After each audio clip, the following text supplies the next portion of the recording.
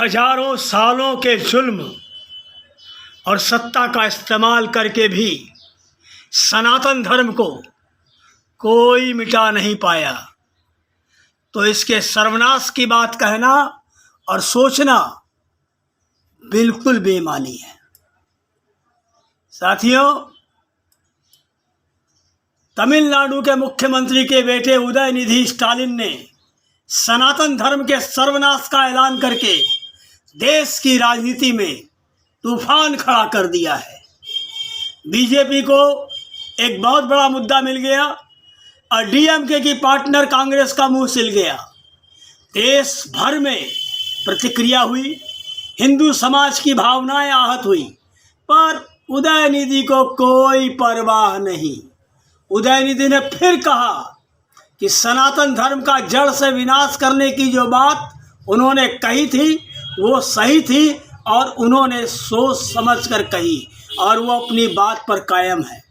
उदयनिधि ने कहा कि बयान वापस लेने का सवाल ही नहीं है, सनातन धर्म को तो खत्म होना ही चाहिए और वो इसकी बात आगे भी कहते रहेंगे। उदयनिधि स्टालिन के इस बयान पर पूरे देश में सियासत गर्म है। बीजेपी ने इस मुद्दे पर विरोधी दलों के गठबंधन के नेताओं से चुप्पी तोड़ने को कहा है। राजनाथ सिंह, शिवराज सिंह, धर्मेंद्र प्रधान, अनुराग ठाकुर, गिरिराज सिंह से लेकर सुशील मोदी तक बीजेपी के तमाम नेताओं ने कहा है कि सोनिया गांधी और राहुल गांधी बताएं कि उदयनिधि स्टालिन की बात का समर्थन करते हैं या नहीं, और अगर नहीं करते हैं तो वे इसके खिलाफ क्यों नहीं हैं। अब तक कांग्रेस ने अपना स्टैंड स्पष्ट क्यों नहीं किया। इंडिया गठबंधन में शामिल डीएमके नेताओं से सवाल क्यों नहीं पूछे। हिंदुओं की भावनाओं को आहत करने वाली डीएमके को गठबंधन से क्यों नहीं निकाला। हैरानी की बात यह है कि उदयनिधि स्टालिन के बयान पर कांग्रेस के ज़्यादातर नेता बोलने से बच रहे हैं, लेकिन मल्लिकार्जुन खड़गे के बेटे कांग्रेस में कर्नाटक कांग्रेस के विधायक प्रियांक खड़गे ने उदयनिधि स्टालिन के बयान का समर्थन किया है।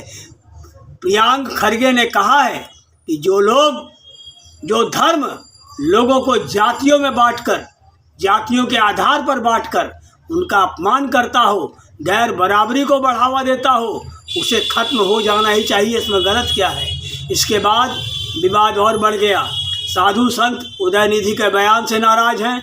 विश्व हिंदू परिषद और बजरंग दल जैसे संगठन खफा हैं। साथियों, मैं आपको बता दूं, जिस प्रोग्राम में उदयनिधि स्टालिन ने ये बातें कही थी उसमें तमिलनाडु सरकार के धर्मादा संस्थान मंत्री पीके शेखर बाबू मौजूद थे। एमके स्टालिन की सरकार ने तमिलनाडु के ज़्यादातर मंदिरों को अपने कब्जे में ले रखा है। तमिलनाडु में दर्जनों विश्व प्रसिद्ध प्राचीन मंदिर है।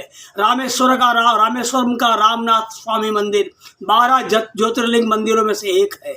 इसी तरह चेन्नई का कपालेश्वर मंदिर, मदुरै का मीनाक्षी अम्मन मंदिर, तंजौर का बृहदेश्वर मंदिर, कांचीपुरम का एंकबरेश्वर मंदिर, महाबलीपुरम का पांचरथ मंदिर, ऐसे सैकड़ों मंदिर है जिनमें हर दिन लाखों रुपया का चढ़ावा आता है। लेकिन तमिलनाडु में सनातन परंपरा के इन समृद्ध प्रतीकों को सरकार ने सिर्फ कमाई का जरिया बना दिया है। पुजारियों को सिर्फ वेतन मिलता है, जबकि मंदिर में आने वाला चढ़ावा सरकार ले लेती है। हर साल सैकड़ों करोड़ रुपए इन मंदिरों से मिलते हैं और बदले में उदयनिधि स्टालिन सनातन धर्म को ही जड़ से ख़त्म करने की बात कर रहे हैं। वैसे इस तरह की विवादित बात उदयनिधि ने पहली बार नहीं कही है, पहले भी कहा है। पिछले साल दिसंबर में उदयनिधि स्टालिन ने क्रिसमस के प्रोग्राम में खुद को ईसाई बताया था और कहा था कि उन्हें खुद को ईसाई कहने पर गर्व है।